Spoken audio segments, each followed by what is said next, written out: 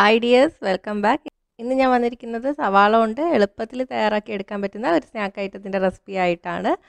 കടയിലൊക്കെ വാങ്ങാൻ കിട്ടുന്ന അതേ ടേസ്റ്റിൽ തന്നെ ഓണിയൻ റിങ്സ് നമുക്ക് വീട്ടിൽ തയ്യാറാക്കി എടുക്കാം. വേഗത്തിൽ തയ്യാറാക്കി എടുക്കാം. അധികം ചേരുവകളും വേണ്ട. കുട്ടികൾക്കും വലിയവർക്കൊക്കെ ഒരുപാട് ഇഷ്ടപ്പെടും.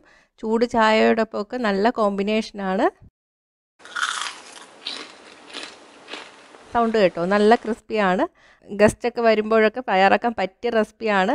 അപ്പോൾ പെർഫെക്റ്റ് ഓണിയൻ റിങ്സ് തയ്യാറാക്കി എടുക്കുന്നത് എങ്ങനെയാണെന്ന് നോക്കാം.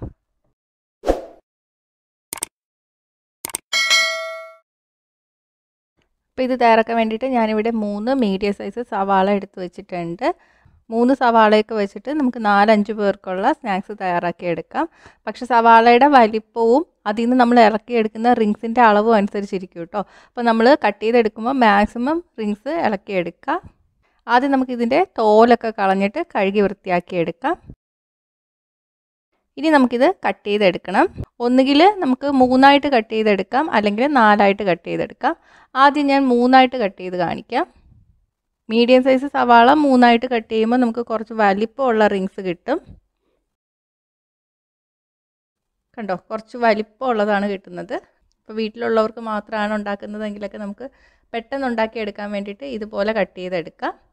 പക്ഷേ കടയിൽ നിന്നൊക്കെ വാങ്ങുമ്പോൾ കുറച്ചുകൂടി വലിപ്പം കുറവുള്ളതായിരിക്കും. അപ്പോൾ ഗസ്റ്റൊക്കെ ഉണ്ടെങ്കിൽ അങ്ങനെ കട്ട് ചെയ്തെടുക്കാം. മാക്സിമം റിങ്സ് ഇളക്കിയെടുക്കുക കേട്ടോ. പൊട്ടാതെ വേണം ഇളക്കിയെടുക്കാൻ. ഇതുപോലെ സൈസ് കുറഞ്ഞ ഭാഗത്തോട്ട് തള്ളിക്കൊടുക്കുക. ഇനി ഞാൻ എന്താ ഇവിടെ ഒരു സവാള 4ആയിട്ട് കട്ട് ചെയ്ത് വെച്ചിട്ടുണ്ട്. ഇതിൽ നിന്നൊരു റിങ് ഇളക്കി ഞാൻ കാണിച്ചു തരാം. ഇത് നമ്മൾ കടയിൽ നിന്നൊക്കെ വാങ്ങുന്ന അതേ വലിപ്പത്തിൽ തന്നെ കട്ട് ചെയ്തെടുത്തതാണ്. നേരത്തെ 3ആയിട്ട് കട്ട് ചെയ്തെടുത്ത റിങ് കുറച്ചും കൂടെ വലുതാണ്. അപ്പോൾ 4ആയിട്ട് കട്ട് ചെയ്തെടുത്താലും മതി. മാക്സിമം റിങ്സ് ഇളക്കിയെടുത്തിട്ടുണ്ട്. ഞാനിപ്പം റൗണ്ട് അല്ലാത്ത റിങ്ങും ഇളക്കിയെടുത്തിട്ടുണ്ട് കേട്ടോ. അപ്പോൾ ബാക്കി വരുന്ന സവാള നമുക്ക് കറികൾക്കൊക്കെ യൂസ് ചെയ്യാൻ വേണ്ടിയിട്ട് എടുക്കാം. ഇനി നമുക്ക് ഇത് മുക്കി പൊരിക്കാനുള്ള ബാറ്റർ തയ്യാറാക്കി എടുക്കണം. അതിന് വേണ്ടിയിട്ട് ഞാനിവിടെ 1 കപ്പ് മൈദ എടുത്ത് വെച്ചിട്ടുണ്ട്. ഇതിലോട്ട് 1/2 കപ്പ് കോൺഫ്ലോർ ചേർത്ത് കൊടുക്കാം. 1/2 ടീസ്പൂൺ കുരുമുളക് പൊടി, 1/2 ടീസ്പൂൺ മുളക് പൊടി. ഞാനിപ്പോൾ കാശ്മീരി മുളക് പൊടിയാണ് ചേർത്തത്. സാധാ മുളക് പൊടിയാണെങ്കിൽ നിങ്ങളുടെ എരിവിനനുസരിച്ചിട്ട് അഡ്ജസ്റ്റ് ചെയ്യാം കേട്ടോ. 1/2 ടീസ്പൂൺ ഉപ്പ്. ഇതെല്ലാം കൂടെ ചേർത്തിട്ടൊന്ന് മിക്സ് ചെയ്തെടുക്കാം. ഇനി ഈ മാവിലോട്ട് നമ്മൾ നേരത്തെ അരിഞ്ഞു വെച്ചിട്ടില്ലേ സവാള, അത് ഓരോന്നായിട്ട് ഇട്ടിട്ട് ഒന്ന് കോട്ട് ചെയ്തെടുക്കാം. ഇങ്ങനെ കോട്ട് ചെയ്തെടുക്കുമ്പോൾ നമ്മൾ പിന്നെ ബാറ്റർ മുക്കിയെടുക്കുമ്പോഴൊക്കെ സവാളയിൽ കോട്ടായി വരാൻ എളുപ്പമായിരിക്കും. ഇനി ഇതുപോലെ എല്ലാം കോട്ട് ചെയ്തെടുക്കുക. ഇത് മാറ്റി വയ്ക്കാം. ഇനി ഇതിലോട്ട് നമ്മൾ കുറച്ചായിട്ട് വെള്ളം ഒഴിച്ചിട്ട് കലക്കിയെടുക്കണം. നമ്മൾ ഗോതമ്പ് ദോശയ്ക്കൊക്കെ കലക്കിയെടുക്കില്ലേ, അതേ പരുവത്തിൽ കലക്കിയെടുക്കുക. ഞാനിപ്പോൾ വിസ്ക് വെച്ചിട്ടാണ് കലക്കിയെടുക്കുന്നത്. അപ്പോൾ ഒട്ടും കട്ടയില്ലാതെ തന്നെ നമുക്ക് മിക്സ് ചെയ്തെടുക്കാൻ പറ്റും.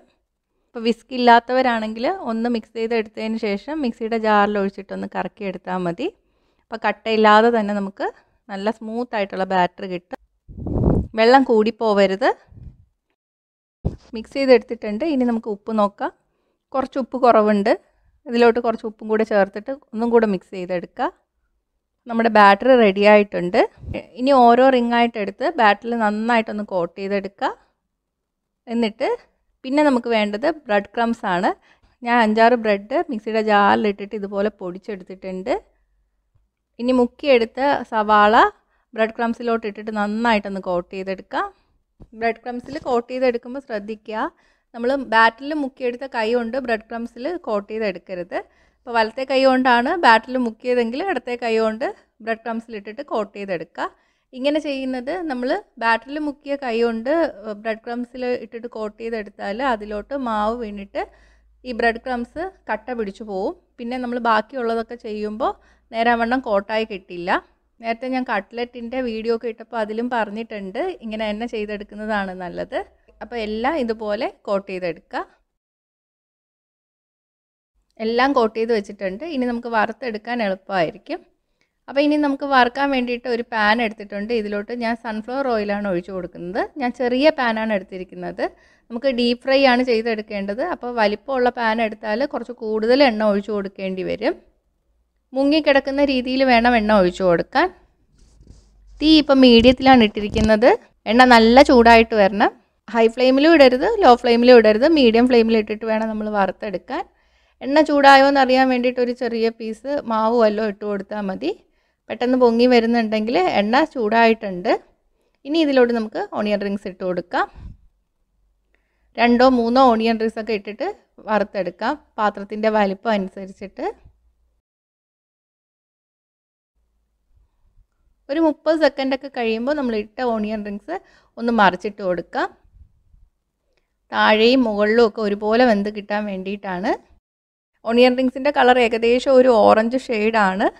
ഒരു ഗോൾഡൻ ബ്രൗൺ നിറമൊക്കെ ആവുമ്പോൾ നമ്മൾ കോരി മാറ്റണം, കരിഞ്ഞു പോവരുത്. അപ്പോൾ ഇത് റെഡി ആയിട്ടുണ്ട്, നമുക്ക് എടുത്തു മാറ്റാം. ഇതുപോലെ തന്നെ അടുത്തതും ഇട്ടിട്ട് വറുത്തെടുക്കാം. പെട്ടെന്ന് റെഡിയായി കിട്ടും കേട്ടോ. അപ്പോൾ ഈ ഓരോന്നും നമ്മൾ ഇട്ടിട്ട് വറുത്തെടുക്കുമ്പോൾ ബ്രെഡ് ക്രംസ് ഉള്ളതുകൊണ്ട് താഴെ ഇതുപോലെ കരിഞ്ഞ് കിടക്കും. അപ്പോൾ 2-3 പ്രാവശ്യം വറുത്തെടുത്തതിന് ശേഷം ഇതുപോലെ ഒരു തവി വെച്ചിട്ട് ബ്രെഡ് ക്രംസ് കോരി മാറ്റാം. അല്ലെങ്കിൽ അടുത്തത് ഇട്ടിട്ട് വറുത്തെടുക്കുമ്പോൾ അതിലോട്ട് ഈ കരിഞ്ഞ ബ്രെഡ് ക്രംസ് ഒട്ടിപ്പിടിക്കും. എല്ലാം ഇതുപോലെ വറുത്തെടുത്തിട്ടുണ്ട്. നമ്മുടെ ഓണിയൻ റിങ്സ് തയ്യാറായിട്ടുണ്ട്. കടയിൽ നിന്നൊക്കെ ഓണിയൻ റിങ്സ് വാങ്ങാൻ നല്ല റേറ്റാണ്. വീട്ടിലുണ്ടാക്കിയെടുക്കാൻ അധികം ചിലവൊന്നുമില്ല. നല്ല ടേസ്റ്റ് തന്നെയാണ്. പുറത്തുനിന്ന് വാങ്ങുന്ന അതേ ടേസ്റ്റ് കിട്ടും. ഇങ്ങനെ തയ്യാറാക്കിയാൽ കുട്ടികൾക്കും വലിയവർക്കൊക്കെ ഒരുപാട് ഇഷ്ടപ്പെടും. അപ്പോൾ ഇതിൻ്റെ കൂടെ നമുക്ക് കെച്ചപ്പോ അല്ലെങ്കിൽ മയണോസോ ഒക്കെ കഴിക്കാം. അല്ലെങ്കിൽ ചൂട് ചായയോടൊപ്പം കഴിക്കാനും നല്ല ടേസ്റ്റാണ്. കഴിക്കുമ്പോൾ ചൂടോടെ തന്നെ കഴിക്കണം. അപ്പോൾ ഞാൻ ഒന്ന് കഴിച്ച് കാണിച്ചു തരാം. കണ്ടോ സൗണ്ട്? നല്ല ക്രിസ്പിയാണ്. ഗസ്റ്റൊക്കെ പെട്ടെന്ന് വരുന്നെന്ന് വിളിച്ചു പറഞ്ഞാലും തയ്യാറാക്കാൻ പറ്റിയ റെസിപ്പിയാണ്. അപ്പോൾ ഒന്ന് ട്രൈ ചെയ്യുക.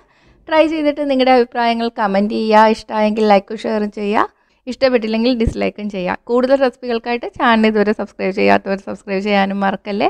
അടുത്തൊരു റെസിപ്പി ആയിട്ട് കാണാം. ബൈ.